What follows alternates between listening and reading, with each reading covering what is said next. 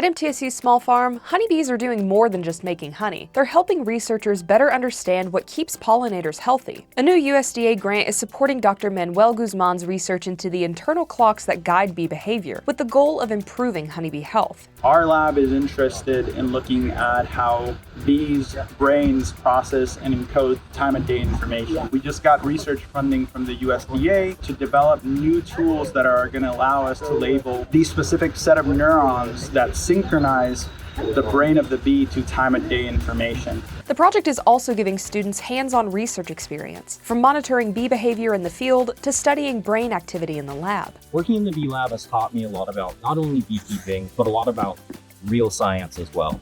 We weren't in a lab most of the time, and we've learned how to process bee brains for dissection in order to check their neurons. We've also learned a lot of data processing and how to monitor bees for behavioral activity. Researchers hope the tools developed through the project will support healthier honeybee populations and provide valuable resources for the scientific and beekeeping communities.